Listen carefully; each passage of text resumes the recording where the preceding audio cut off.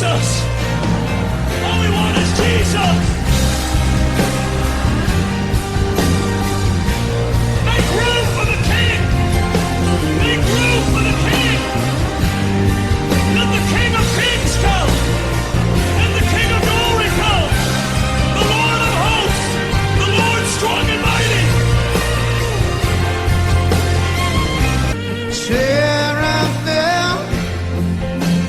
4 and 20 elders, holy,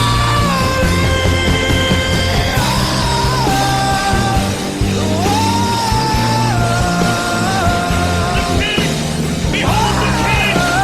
Behold the King! Behold the King!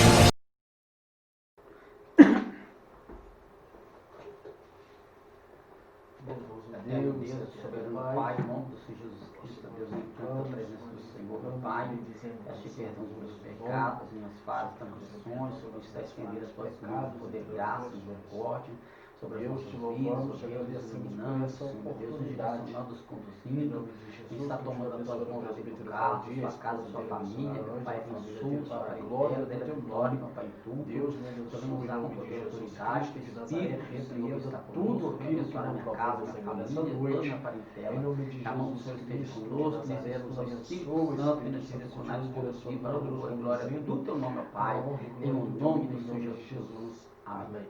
Amém. Graças a Deus. Então nós vamos dar prosseguimento. Esperar vocês. Nós vamos dar prosseguimento aqui. Nós já começamos a abordar um pouquinho sobre essa introdução da escatologia. Nós já até pincelamos aqui a questão de como o judaísmo enxerga, tanto o messiânico quanto o ortodoxo, como é que eles enxergam essa questão de escatologia. Lembrando que eles não vão olhar com a perspectiva que o cristianismo, principalmente o cristianismo atual, apresenta essa visão escatológica concernente seja o fim do mundo, seja a restauração de Israel, seja o Messias. Então eles têm uma visão totalmente diferente do que o cristianismo apresenta para a igreja dos dias de hoje, tá? E nós abordamos a questão que eles têm mais a visão concernente às coisas do fim, mas principalmente na questão do milênio, que é o reino restaurado do Messias, essa questão de ver a restauração do templo com questões de anticristo. Eles não têm esse tipo de visão, tá? Então essa restauração para eles, na verdade, ela vai ser mesmo, um fato que será feito pelo próprio Mashiach, tá? Pelo próprio Messias, tá? Então eles vão considerar muitas coisas como o cristianismo considera, não. E a questão também do arrebatamento, nós vimos a postura que eles têm, como também algumas igrejas que, se eu posso colocar assim, reformadas, têm essa visão, de que a igreja passa pela tribulação. Eles também têm esse tipo de visão, não concernente de que Israel será apenas Israel que vai passar, tá? Para eles, toda a igreja, os messiânicos, tá? Os judeus messiânicos, eles acreditam que eles fazem parte dessa igreja também, eles creem nessa questão de fazerem parte da igreja, não como o cristianismo apresenta, mas como aquela questão que eu abordei quando vai falar de gregos e judeus, está inserido todo mundo dentro dessa restauração de Israel e dessa restauração do tabernáculo de Davi concernente ao Mashiach, tá? Então, para eles, esse período, Deus ele não vai poupar a igreja da tribulação, ele vai poupar ela na tribulação. E o texto exegético que eles vão fazer isso é abordando a questão do dilúvio, que a arca, Noé foi poupado dentro do dilúvio e outras coisas mais. Aí nós abordamos a questão de Mateus 24 e vimos a questão de princípio de dores, que está também inserida essa questão desse contexto aí. Aí nós começamos a abordar algumas coisas, para mostrar um ponto principal de visão deles nessa questão. E também nós entramos um pouquinho sobre essas formas de teoria de ver essa questão de pré-tribulacionismo, mesotribulacionismo e pós-tribulacionismo, tá? E tem os mid também tribulacionismo. Então são 4 visões, nós vamos abordar apenas as 3 mais escritas, ou mais debatidas, ou mais aceitas, ou mais colocadas, então as 3 principais, tá? Nós vamos abordar um pouquinho sobre isso aí. E agora aqui na questão, Jesus está voltando, né? Então nós temos que estar preparados para essa volta iminente do Senhor Jesus, né? Lembrando também, né? Fechando parênteses e abrindo parênteses, lembrando que nós abordamos essa questão também, tá? De arrebatamento, né? Vimos ali que essa questão de arrebatamento secreto, que a igreja ela prega um arrebatamento secreto, não no sentido de que não será percebido, tá? Como aqueles que querem contrapor a nossa visão pré-tribulacionista, né? Que a gente vai ser arrebatado antes da grande tribulação. Então eles pegam essa questão nossa de arrebatamento no quesito de não, eles querem refutar essa doutrina que a gente crê, no quesito de nós não ser algo secreto, que ninguém perceberá. Então eles vão pegar um texto, que já falei isso aqui, né, de que todo olho verá, até mesmo os que se transpassar, mas eles pegam só essa parte, todo olho verá, para tentar contrapor ou debater ou refutar essa questão de arrebatamento secreto. Eu expliquei que o arrebatamento secreto que a gente acredita não é um arrebatamento secreto no sentido de ninguém perceber, mas sim no sentido de ninguém saber a data e o dia que isso pode acontecer. Né? Ressaltamos aqui a questão de meia-noite, né? Que não pode ser ali um período do dia, não interessa quando. Então, né? A gente sabe que o período da noite dentro da Bíblia a gente sabe que é um período de descanso, é período de luta, é período de trevas, escuridão, mas não mostrando no quesito de horário cronológico, meia-noite, 1 hora da madrugada, não, porque nós sabemos que aí vai ter que ter arrebatamento 2 vezes, né? Um arrebatamento no Ocidente e outro no Oriente, então isso aí não dá. Então é na questão também de quesito de que o tempo não está demarcado, isso é só para questão de vigiar. Aí quando nós vemos os textos, né, a Bíblia já vai dizer para a gente ficar percebido, porque a vinda do Senhor será como ladrão de noite. Qual que é a questão de ladrão da noite? É na meia-noite? Não. É de que o ladrão ele não avisa quando é que ele vai saquear a casa. Assim é a vinda iminente de Cristo. Ele não avisa quando não há como datar. Mas quando a gente pega dentro da cultura judaica,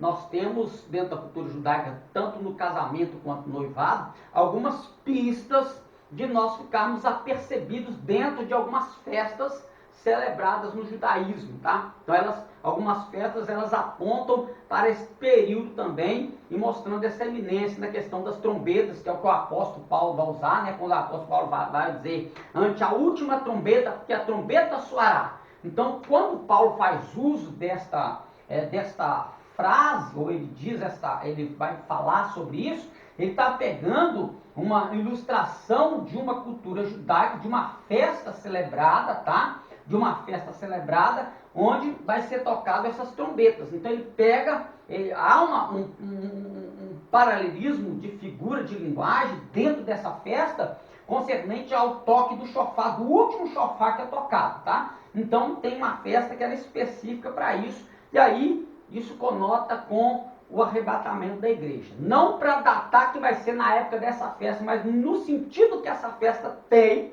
é que o cristão tem que ficar atento. Né? Então nós vamos abordar também, mas Jesus está voltando. Jesus disse que alguns sinais vão preceder a sua vinda. Né? Nós sabemos que sinais, sempre haverão sinais, tá? Sempre haverão, mas quando a gente fala de sinais da vinda de Cristo, as pessoas vão dizer, mas terremoto sempre teve, flagelo sempre teve, peste sempre teve, mas é quando essa proporção, tá, ela vai crescendo, tá? Então, à medida que a proporção aumenta, isso já nos dá, como se diz assim, a gente já tem que ficar de orelha atinada. Então, o aumento proporcional de terremotos, guerras, flagelos, falta de amor, então muitas coisas vão apontar para o princípio de dores. E aí, consequentemente, ficar atento ao arrebatamento. Então, nós já, né, você já até assistiu todos os vídeos. Tá aqui, eu comprei o manual escatológico, né, do Gabriel de Oliveira Porto. Muito bom. Só que, por que ele colocou manual prático de escatologia? Aqui ele não vai abordar, não é só questão de arrebatamento. Ele não vai abordar somente questões sobre grande tribulação, anticristo, ele vai abordar aqui tudo, tá? Então eu estava dando uma pincelada aqui, gostei, mas Então ele vai abordar muitas coisas, ele vai pegar desde a criação até a consumação de toda a história, né? Então nós vamos ter aqui introdução, conceitos básicos de escatologia, então ele vai pegar os conceitos, né, métodos de interpretação, ele vai ensinar, vai ter também a aliança de Deus com Israel, ele vai abordar todos os assuntos, né, aí, ó, 70 semanas de Daniel, o Império Mundial, os sinais da atualidade, aí ó, o Hades, Seol, Guiena, Tártaro, a igreja durante a tribulação, o mundo durante a tribulação, Israel durante a tribulação, né? Então ele vai abordar muitas coisas neste manual, por isso que quer dizer manual prático, ó, o milênio, o reino messiânico, a eternidade, o livro de Apocalipse, né? E aí as referências bibliográficas. Então ele vai abordar coisas desde a criação, tá? Para poder falar sobre escatologia. Um livro muito bom, eu dei só umas pinceladas naquilo que foi necessário, plausível dar aqui para o nosso assunto, mas eu gostei. Então ele vai explicar muita coisa aqui, tá? Então, muito bom esse livro. Depois aí, né, se quiser emprestar, você pode ler aí, né? Então nós vamos aí abordar, então nós vamos atentar por uns minutos sobre um dos sinais apontados, ou alguns dos sinais. Vou pôr aqui, eu preferi abordar um sinal mais temático, né, desvendando a profecia sobre esse assunto, né? Sinais da volta de Cristo, o engano. Porque muitos virão em meu nome dizendo, eu sou Cristo, e enganarão a muitos, Mateus 24, 5. E surgirão muitos falsos profetas, e enganarão a muitos, Mateus 24, 11. Então, dentro da perspectiva do princípio de dores, ou quando se dá-se-á esse pontapé inicial do princípio de dores, um dos sinais que Jesus vai dizer é o aumento dos falsos profetas, de pessoas ícones vão surgir decretando-se Cristos, tá? Ou Cristo, vamos colocar assim no singular, porque é o que tem acontecido, principalmente na nossa era, isso já vem na nossa era, o nosso tempo, o século XX, o século XXI, é onde mais tem surgido pessoas que têm se declarado o Cristo encarnado, tá? Na Terra. Então eu vou pegar alguns ícones aqui para a gente ver, ó. Porque surgiram muitos falsos profetas e farão tão grandes sinais e prodígios que, se possível fora, enganaria até os escolhidos. Mateus 24, 24. Acaso pode sair água doce e água amarga da mesma fonte? Tiago capítulo 3, verso 11. Então a gente tem que ficar atento. E Jesus diz que um dos sinais também para detectar os falsos é o fruto que eles produzirão. E concernente à questão de falso profeta, ver se esse profeta ele está nos tirando, ele está tirando a divindade, a nossa adoração, a divindade de Cristo, a divindade a Deus, e retribuir a ele essa adoração. Um dos pontos básicos é sempre esse, ficar atento para onde que essa pessoa está direcionando o ato da adoração. Se é para Deus ou se é para si, o teor da sua mensagem. Falsos cristos que surgiram na história. A notícia do falecimento de José Luiz de Jesus Miranda, fundador da igreja Crescendo em Graça, ele dizia ser Jesus Cristo e anunciou que no dia 30 de junho de 2012 seu corpo seria transformado, fazendo com que ele se tornasse imortal. Desde que isso não se confirmou, ele sumiu da mídia, embora não tenha sido confirmada oficialmente. Sua morte apenas aumenta a longa lista de pessoas clamando ser Jesus. Então esse fundador do Crescendo em Graça aí, ele disse que era Jesus, né? Então a seita dele, essa seita cresceu bastante, que no bairro mesmo tem dela, tem pessoas que fazem parte deste movimento aí, né? Então a vida que ele levou era uma vida muito promíscua, teve um problema com a sua mulher e algo aí que não convém nem ficar falando, né? Desde os primeiros séculos surgiram pessoas que declaravam ser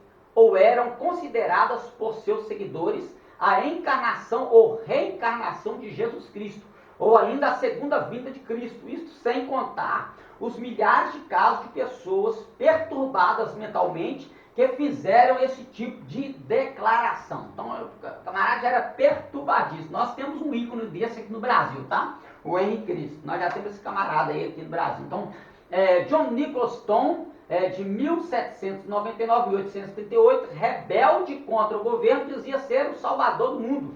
e a reencarnação de Jesus Cristo em 1834. Foi morto por soldados britânicos na Batalha de Boston Wound, em 31 de maio de 1838, na cidade de Kent, Inglaterra. Arnold Potter, 1804 de 1872, apostatou-se da Igreja dos Santos dos Últimos Dias, né, que é a Igreja dos Mormons, líder mormon, afirmava que o Espírito de Jesus Cristo entrou em seu corpo e ele se tornou Potter Cristo, Filho do Deus vivo. Morreu numa tentativa de subir ao céu. Só Jesus, né? Tem que achar engraçado. Ao pular de um penhasco. Olha pra você ver, nem já esse aqui foi mais ousado que o próprio Jesus Cristo, né?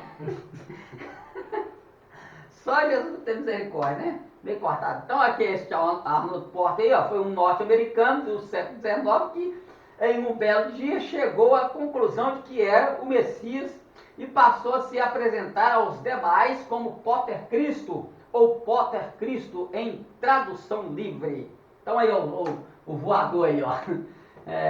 Bahá'u'lláh, 1817-1892, nascido numa família muçulmana xiita, em 1844 afirmou seu cumprimento profetizado e prometido de todas as grandes religiões. Ele fundou a fé Bahá'í em 1863, que tem seguidores até hoje em todo o mundo. William W. Davis, 1833 de 1906, líder da seita Reino dos Céus, não é a Igreja Reino dos Céus do Adelino de Carvalho, apesar que o Adelino de Carvalho, a igreja hoje em dia é considerada uma seita, mas não é ela não, tá? Localizada em Walla Walla, Washington, em 1867 e 1881. Ele ensinava a seus seguidores que era o arcanjo Miguel. Olha, você vê quase a mesma coisa. Será que o Adelino de Carvalho está nessa aí? Mas já havia vivido com Adão, Abraão e Davi. Quando seu filho Arthur nasceu, em 11 de fevereiro de 1866, Davis afirmou que a criança era a reencarnação de Jesus Cristo. Quando David, o segundo filho de Davis, nasceu em 1869, ele passou a dizer que era Deus o Pai. Misericórdia, hein? Camarada disse que o filho dele, Jesus, ele era Deus. Mirza Ghulam Ahmad, 1875 a 1908, natural da Índia, afirmou ser o aguardado Mahdi, bem como a segunda vinda de Jesus, o Messias prometido no final do tempo.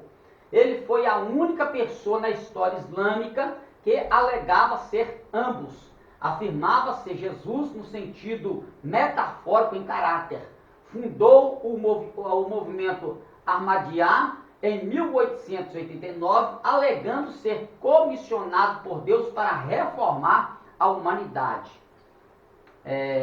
O quê? Tá para baixo? Ah, tá. Lud Palenberg, 1898 de 1968, fundador e líder de uma seita da Holanda, que dizia ser o corpo ressuscitado de Jesus Cristo. Haile Selassie, do século XX, 1892 a 1975, não dizia abertamente ser Jesus, mas o movimento Rastafari, ó, pra você ver de onde surgiu a questão esse Rastafari que a gente vê por aí hoje em dia, ó, que surgiu na Jamaica durante os anos 1930. Acredita que ele é a segunda vinda. Incorporou isto quando se tornou imperador da Etiópia em 1930, defendendo ser a confirmação do retorno do Messias no livro de Apocalipse. Também é chamado de Jah-Rastafari. E os seguidores do movimento Rastafari dizem que ele deve retornar uma segunda vez para iniciar o dia de julgamento. A seita continua crescendo em parte graças a grupos de reggae e teria cerca de 1 milhão de seguidores, né? Então essas pessoas que a gente vê por aí, né? esses andarilhos com cabelo de Rastafari, aquele papo de paz e tal, paz e amor, tudo questão, tudo nascido, tirado de um movimento, né, de seita, tá? Então eles são uma seita, não é como os sociólogos olham, né? A sociologia vai olhar isso como um comportamento social, tá? Mas quando a gente olha para o lado, né, claro que a sociologia da religião tem uma visão diferente, mas a sociologia em si, como ciência humana, ela vê este movimento Rastafari apenas como uma expressão cultural de um pequeno povo, ou seja, de um clã, de um grupo, tá? Mas aqui nós estamos vendo que a questão vai muito mais além do que apenas a expressão de um pequeno grupo. É, na verdade, um movimento religioso, tá? Então eles se dão bem com todas as religiões. Então, a questão deles também é esse ecumenismo religioso, é uma questão que eles também eles pregam e privam por isso também, tá? Então eles não são contra nem A nem B, mas abraça todo mundo, que vier para eles tudo é lucro, tá bom? Então desse proíbe aí. Então quem gosta de reggae Rastafari é um seguidor desse movimento aí, tá? Então aí, isso aqui, ó, é considerado um símbolo religioso, né? Esse Berhid, Haile Selassie, é considerado um símbolo religioso, o Deus encarnado entre os adeptos do movimento Rastafari, que constava com cerca de 600 mil a 800 mil adeptos praticamente a nível mundial em 2005, tá? Então não está muito longe. 2005 estava nessa proporção, hoje, claro, talvez esteja até muito mais, tá? Porque a maioria vai abordar o seu segmento, ou seja, as suas doutrinas, a sua forma de vida. Nós vemos até pessoas de classe nobre, tá? Classe alta, aderindo a esse tipo de muitos filhos de ricos, que às vezes estão em faculdades ali para fazer direito, medicina, acabam se tornando adeptos deste movimento aí, e por isso que às vezes você vê pessoas pela rua fora, pessoas com aparência, não é que a pessoa tem a aparência de ser uma pessoa bem de vida, mas na verdade é. Então muitas pessoas de classe alta, os filhos aderem a esse tipo de movimento na faculdade, sai de lá e vai para a rua viver a vida livre, como diz eles aí, né? Não sabendo que está seguindo um movimento religioso.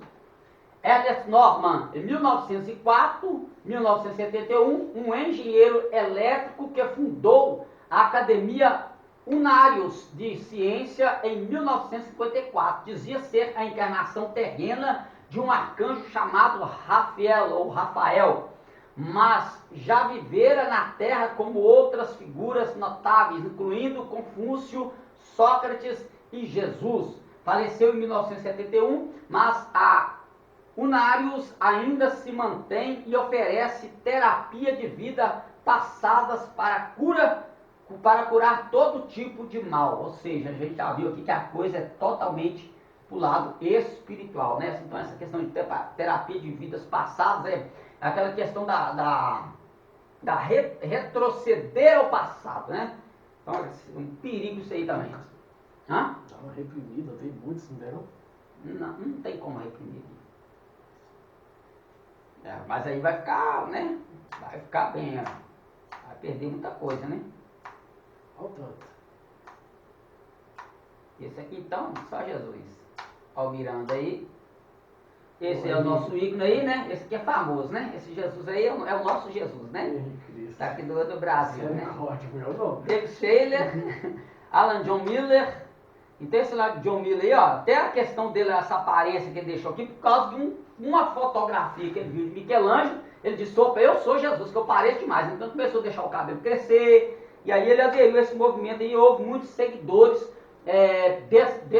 desse Alan John Miller aí também, conseguiu arrastar uma multidão, tá? Então a maioria desses ícones, que eles dizem ser Jesus Cristo, eles conseguem levar após si multidões. Às vezes existem igrejas, vou colocar dentro dessa questão, existem igrejas evangélicas que talvez elas não tenham o tanto de membro, vou colocar assim, né? O tanto de membro, o seu corpo membral não é tão grande quanto este movimento tem de pessoas que aderem ou são seguidores desses movimentos.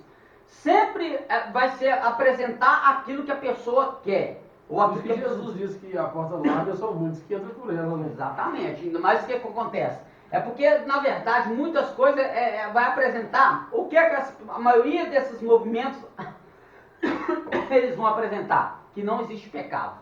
Então aí é o que mais o ser humano quer ouvir, né? Se ele falar, opa, então não existe pecado, não. Ué, então essa igreja é boa, eu vou para essa aí, porque eu já não acredito mesmo em pecado, então eu vou viver minha vida ali, vou prostituir, vou beber, vou fumar, vou fazer meia, vou fazer o que eu quiser e ainda vou para o céu. Então eles aderem, não tanto pelo que eles estão ensinando, mas pela facilidade de vida que eles estão oferecendo para os seus adeptos. E acaba que às vezes vão questionar a questão das igrejas, mas eles acabam, dentro do movimento, se tornam também uma igreja, por mais que tenha um nome de movimento, tá? Não adere a nome de denominação, mas são religiosos, tá? Em si. Então, possibilidades sobre o arrebatamento da igreja. Os três argumentos sobre o arrebatamento da igreja, é aqueles que nós vamos abordar, são 4, mas nós vamos abordar o pré-tribulacionismo, o meso e o pós, tá? Tem o mid também, tá? Então vamos aí, ó. Comparação de ensinamentos milenares. Essa aqui não já foi, né? Foi aqui que a gente parou, não foi? Deixa eu ver. Foi. Então a igreja passará pela grande tribulação. A igreja passará pela grande tribulação. A maioria das profecias sobre o período da tribulação encontra-se no Antigo Testamento. E, portanto, é claramente destinada a Israel. Adicionalmente, não faz absolutamente nenhum sentido o Senhor fazer sua noiva passar pelos horrores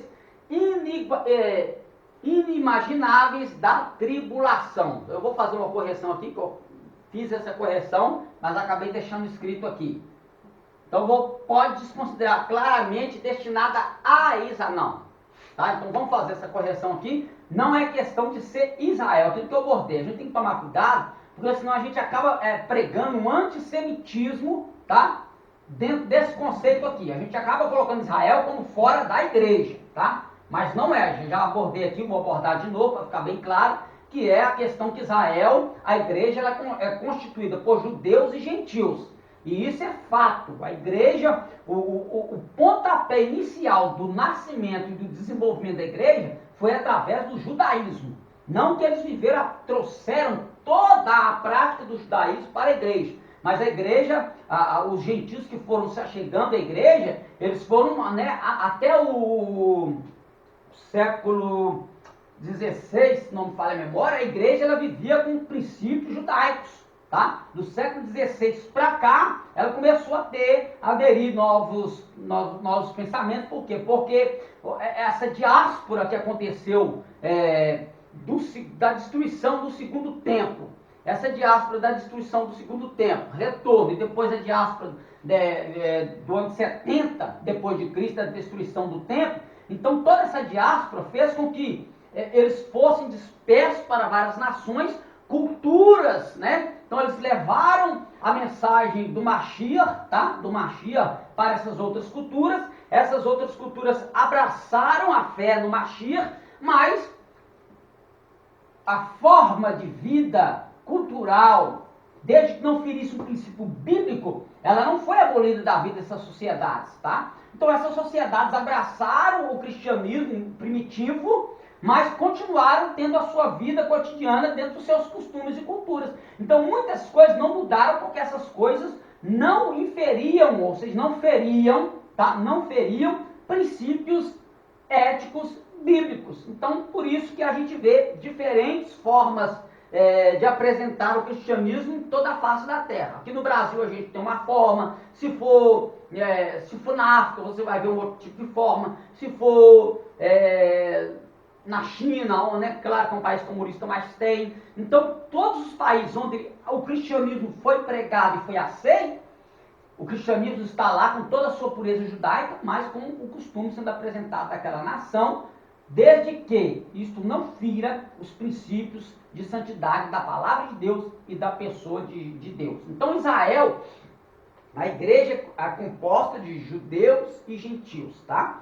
E nós sabemos que a tribulação, quando a gente vai ver a nação missionária, a gente baseia-se em Israel como nação missionária na grande tribulação. Aí a gente precisa entender aquela questão dos 144 mil selados. Então aqueles 144 mil selados é que são os que serão usados para propagar o evangelho em todas as nações, tá? Então a gente precisa entender isso aqui, tá? Então não é que Israel, que é só Israel, não vai ter gentil na tribulação, não. Então lá vai ter gente de todas as tribos, línguas e povos. Isso é bem claro no livro do Apocalipse, na pergunta que você leu, né? Fez referência a ela na aula passada, da pergunta que o anjo vai fazer para João. Quem são estes e de onde vieram? E nós sabemos que são pessoas de todos os povos, tribos, línguas e nações. Então lá não é apenas Israel. Isso aí tem que ficar bem claro para a gente não praticar um antissemitismo até dentro desse ensinamento da escatologia aqui, tá? Vejamos o que dizem as escrituras do Antigo Testamento sobre o assunto dia do Senhor. O tempo de angústia de Jacó para obter uma melhor compreensão da sua aplicação a Israel. Como veremos, poucos temas bíblicos associados com o final dos tempos atraíram tanta atenção ou foram tão enfatizados no Antigo Testamento. Amós 5, 18 e 20. Lê para nós aí Amós 5, 18 e 20.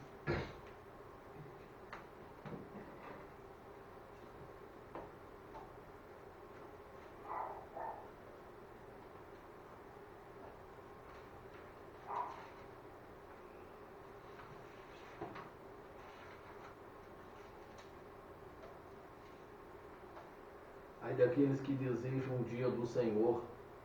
Para que quereis vós esse dia do Senhor? Trevas serão e não luz.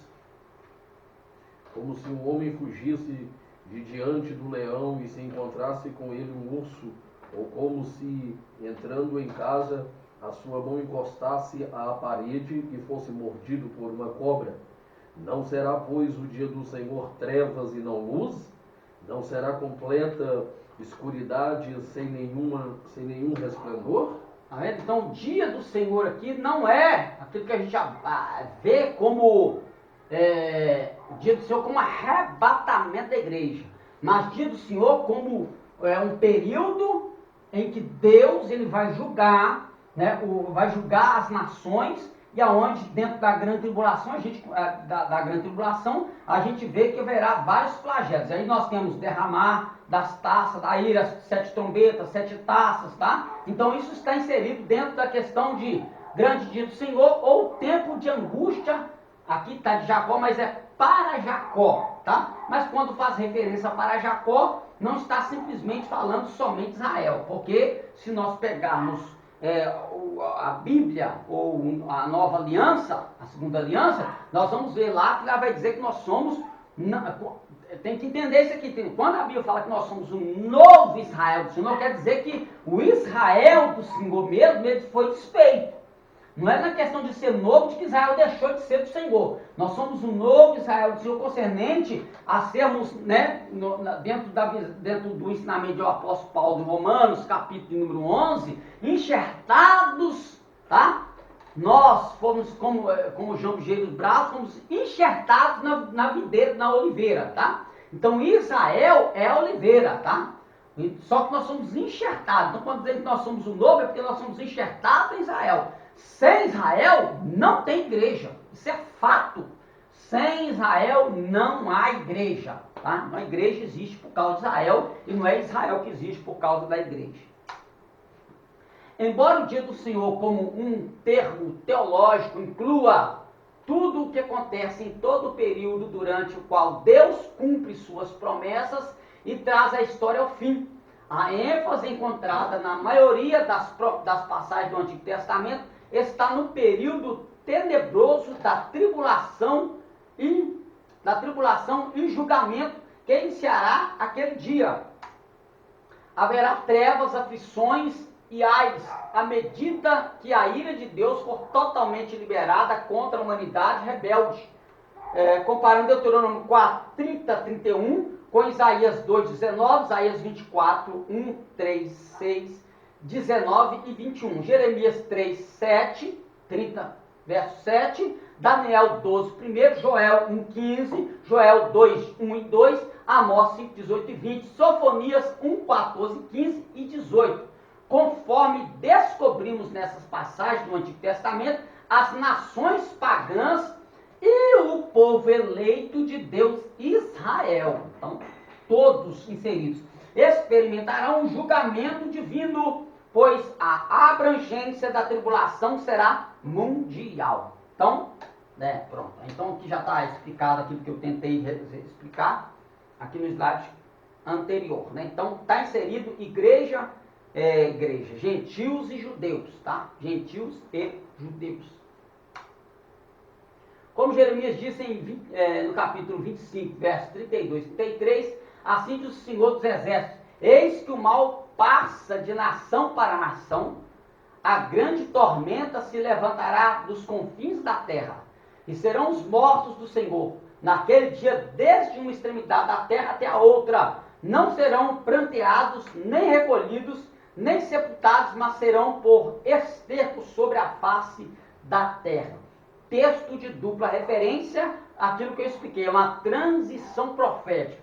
Jeremias estava profetizando sobre a nação rebelde daquele momento, mas dentro da perspectiva profética, escatológica, ele vai profetizar algo futuro sobre o que acontecerá na grande tribulação, né, no derramar da ira de Deus. O período da tribulação objetiva fazer a purificação, veja também Apocalipse 7, 9 e Apocalipse 14, 4. E preparar a conversão nacional de Israel. Compare com Ezequiel 20, 37, 38, Zacarias 13, 1, 8 e 9, citado anteriormente. E de tudo isso devemos compreender que a tribulação do mundo inteiro está bem próxima. Entretanto, até mesmo este mais terrível de todos os tempos será usado por Deus para o bem final. E levará a história em direção ao fim que ele planejou. Estes são alguns textos adicionais para estudo. Então, dia do Senhor, Isaías 2, 12, Isaías 13, 6, Ezequiel 13, 5, Ezequiel 30, 3, Joel 1, 15, Joel 2, 1, Joel 2, 11, Joel 2, 31, Amós 5, 18 a 20, Obadias 1, 15, Sofonias 1, 7, Sofonias 1, 14, Zacarias 14, 1, Malaquias 4, 5. Então, tudo isso aqui falando sobre esse dia, todos esses textos vão falar sobre esse dia do Senhor, olhando sempre nessa perspectiva, histórico e profético, tá? Tribulação, Deuteronômio 40, Deuteronômio 4, 30, 31, Isaías 2, 19, Isaías 24, 1, 3 e 6, 19, 21, Isaías 26, 20 e 21, Jeremias 30, 7, Daniel 9, 27, Daniel 12, 1, Joel 2, 1, 2, Amós 5, 18, 20, Sofonias 1, 14, 15 e 18. Uma vez que os pais concordassem com o casamento de seus filhos, e o noivado formal fosse declarado, o noivado naquele tempo tinha o mesmo vínculo de indissolubilidade que o casamento. O noivo então iria providenciar uma casa para viver com a noiva. Isso dentro daquilo que eu expliquei, sobre a perspectiva da vinda de Jesus, tanto da primeira quanto da segunda, prefigurada no noivado e no casamento judaico daquele período bíblico, tá? O noivo então iria providenciar uma casa para viver com a noiva, e isto frequentemente levava até 2 anos para ser concluído. Então, quando Jesus ele fez a promessa, né? Na casa de meu pai há muitas moradas, vou preparar-vos lugar. Então, Jesus ele já estava falando do acontecimento da sua partida, tá? Da sua partida, que ele deixaria a sua noiva aqui, mas que ele voltaria para casar com ela. E justamente era esse tipo de acontecimento que tinha no noivado do compromisso do casamento judaico, tá? Então Jesus ele vem como noivo, escolhe a sua igreja, escolhe a noiva, e ele dá um dote, paga um dote por essa noiva, e ele vai agora preparar esse lugar na casa do seu pai. e ele então vai retornar só com o pai, é que pode dizer, filho, já pode buscar. Ele não, o noivo em si mesmo não pode dizer, ó, hoje eu vou. Ele tem anseio e ansiedade em buscar a sua noiva, mas ele não pode dizer, agora eu vou lá. Não, é o pai que vai dizer, ó, pode buscar a sua noiva. Tá? Então essa cultura de casamento, de noivado, casamento judaico, ela casa muito bem, representativamente, na vinda de Jesus Cristo, tanto da primeira quanto da segunda, concernente ao arrebatamento da igreja. Enquanto esperava, a noiva permanecia na casa de seu pai, mas vivia em uma expectativa de retorno do noivo a qualquer momento. Suas malas ficavam prontas, para assim dizer, pois ela ansiava com expectativa pelo dia em que seu pretendido voltaria para ela. Então, quando o noivo finalmente ficasse preparado para receber sua noiva, um alegre grupo de celebrantes, juntamente com os amigos do noivo, os paraninfos ou padrinhos na terminologia atual, vinham à casa da noiva à meia-noite e um amigo do noivo gritava, aí vem o noivo. A noiva, logicamente, devia acordar e abrir a porta para os celebrantes. Nesse ponto, ele acompanhava o grupo festivo até a casa do pai do noivo, onde a cerimônia de casamento ocorria. E depois disso, o casal se mudava para a sua nova casa para uma lua de mel que normalmente durava 7 dias. Isso aqui já prefigurando de quando Jesus volta para buscar a sua igreja no arrebatamento, esse celebrar de 7 dias aqui, né, prefigura o quê? 7 anos. Os 7 anos da tribulação, tá? Onde enquanto vai estar ocorrendo o casamento, né, nas bodas do cordeiro, e a noiva será honrada, porque isso é feito pelo noivo, né? Eu até abordei a questão de quando o noivo vinha para levar, quando ele vinha para buscar a sua noiva para o casamento, o costume era pegar a noiva e jogar ela para o alto. Então, quando a Bíblia diz, né, que nós vamos subir para encontrar com ele nos ares, é essa figura que o noivo pega a noiva e joga para o alto. Então, esse jogar para o alto é mostrando aquilo. Então, quando o apóstolo Paulo diz, né, que o meu Senhor descerá do céu, ele vai voltar nas nuvens, nós vamos ser arrebatados a encontrar com ele nos ares, é fazendo alusão a esse jogar para o alto aí. E aí é celebrado esses 7, eles vão ficar 7 dias, tá? Esse casamento será consumado por um período de 7 dias, prefigurando 7 dias de anos proféticos na grande tribulação.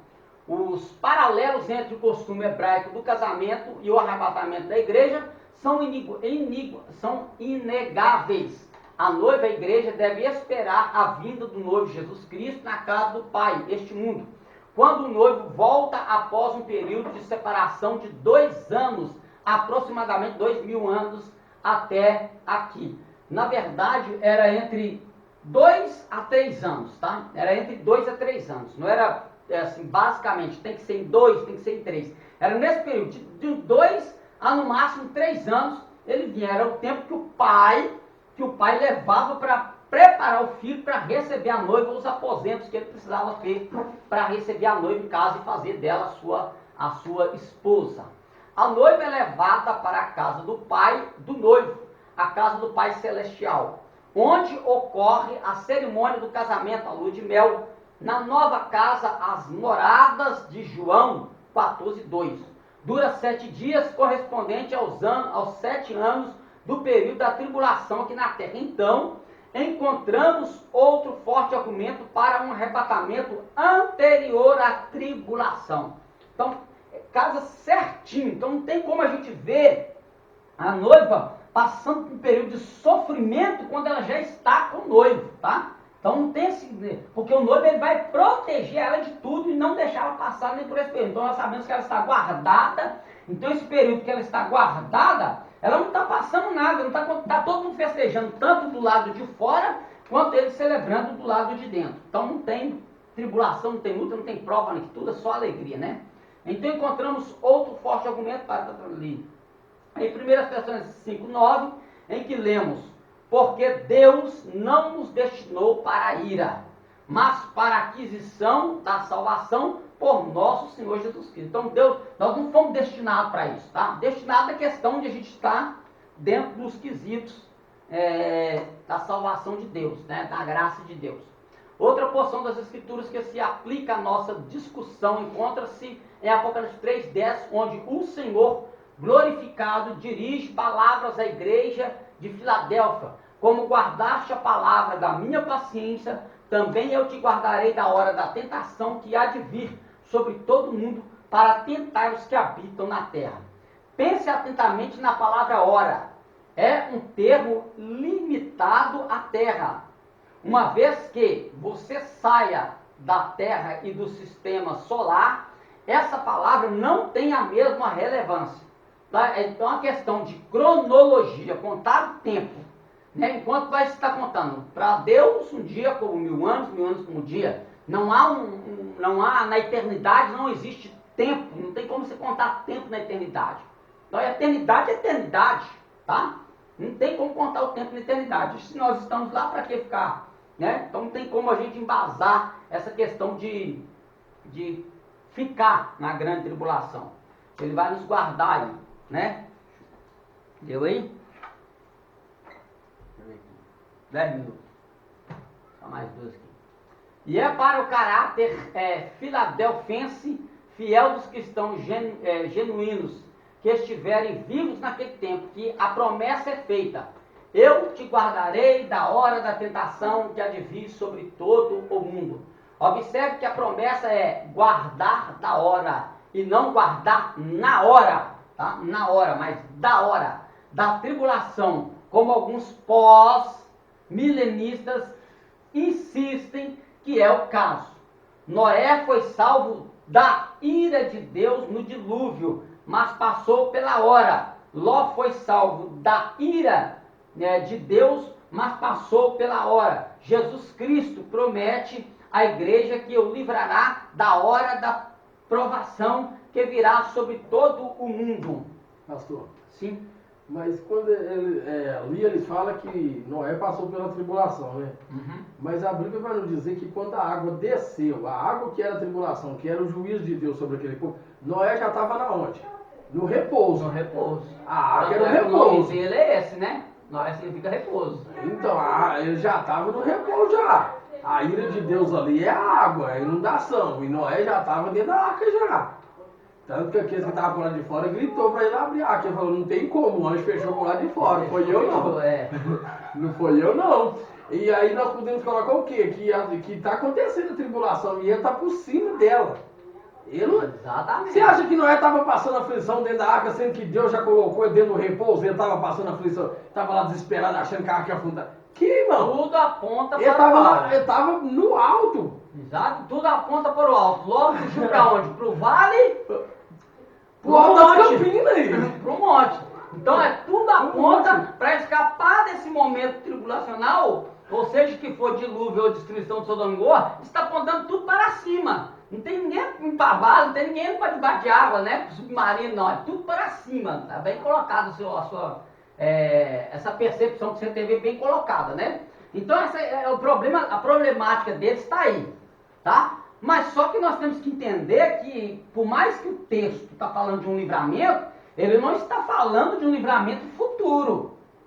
Aquilo foi um momento para preservar naquele momento. Nós vimos que naquela hora foi um preservar de Deus, foi um livramento de Deus, foi salvação de Deus, mas foi para aquela hora, porque a história ali não estava sendo consumada. A história ali teria ainda um percurso para se cumprir. Noé teve que ter seus filhos, encher toda a terra novamente. Ló teve que continuar a sua história, né?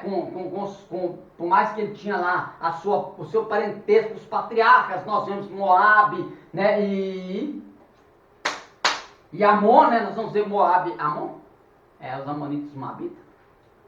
Não, os amonitas de Seir, né? De Esaú.